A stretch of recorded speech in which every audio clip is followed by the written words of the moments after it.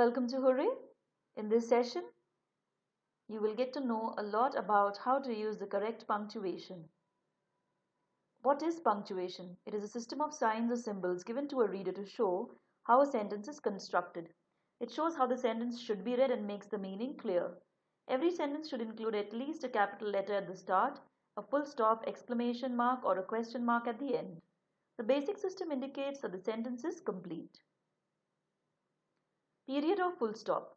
This is used to end a sentence, indicates a point has been made, moves on to further explanations or a related point. For example, Jane won the competition. She decided to celebrate it with her friends, which is your second sentence that indicates a point has been made. The point here being that she celebrates winning the competition and it was a happy occasion for her, and so she wanted to share the moment with them. Further explanation related to why she wanted to celebrate it. A comma. A comma is useful in a sentence when the writer wishes to first pause before proceeding or add a phrase that does not contain any new subject. For example, the boy knew that his mother was about to arrive, ran quickly towards the opening door. Next, commas are used to separate items in a list. For example, the shopping trolley was loaded high with boxes of fruit, vegetables, toilet rolls, cereals, and cartons of milk. Commas are also used to separate adjectives. The boy was happy, eager, and full of anticipation at the start of the summer holidays. The adjectives here being happy and eager. Semicolon. This is used when joining two connected sentences. For example, assertive behavior concerns being able to express feelings, wants, and desires appropriately. This is the first sentence. The next sentence, passive behavior means complying with the wishes of others. Now these could be individual sentences, but if you want to combine them, you can use a semicolon. The semicolon can also be used to assemble detailed lists. For example, the conference was attended by delegates from Paris, France, Texas, London, UK, Stockholm, Sweden, Colombo, Sri Lanka, and Mumbai, India.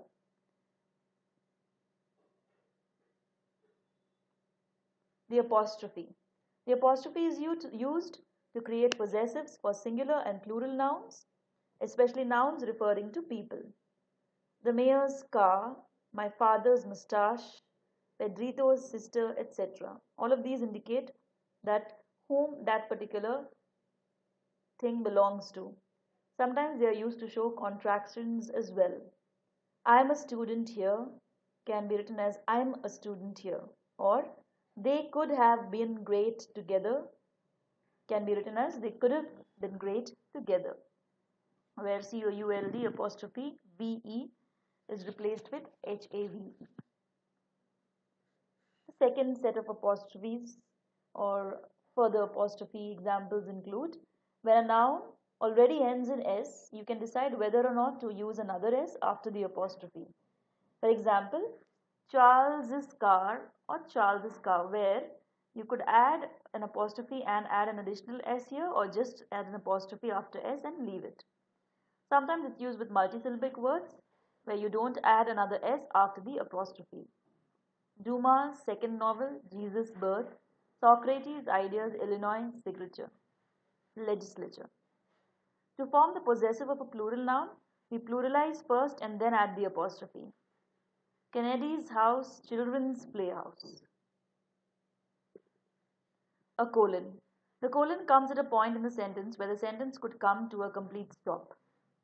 The colon announces that a list is about to follow. It is the gateway to that list. For example, I am going to tell you the names of my favorite breakfast foods, muesli, cornflakes, oatmeal, grits and gravy, and yogurt and toast. As you can see, this is your main information. It suggests that this could be ending, but there is further information added that is related to this particular word. The colon also sets off a list or an explanation that we know is about to follow the main part of the sentence. In this case, our math tutor wants just one thing from us. One thing from us is the main idea, the main part of the sentence,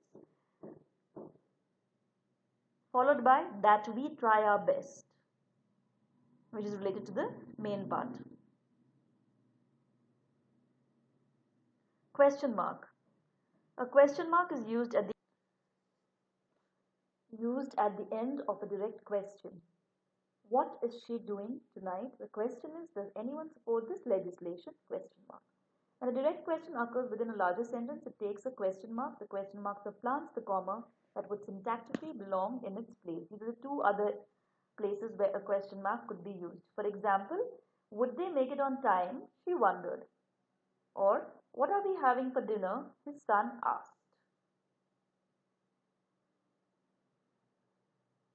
As a part of the title of work, a question mark could also be used. In contrast to the examples above, when the question mark is part of a title of work, a syntactically necessary comma is retained. For example, have you read Do Androids Dream of Electric Sheep? This is a part of the title of work, so it is retained. And the sentence is then continued. The Philip Dick novel that inspired the movie Blade Runner. Since this is overall a question, you do put a question mark at the end, but you also maintain the question mark that comes at the end of the title. Another one is He Living or Dead by Mark Twain is one of my favorite stories. When the question mark in the title comes at the end of the sentence, that itself would require a question mark or period. When the question mark in the title comes at the end of the sentence, that itself would require a question mark or period, the additional question mark or period is omitted. For example, have you read Do Androids Dream of Electric Sheep? Or I have not read Mark Twain's Is He Living or Is He Dead? As you can see, the period is completely avoided here. This seems to be a question, but since it is already present in the title, you cannot add an additional question mark. Exclamation. The exclamation point should be used at the end of a sentence.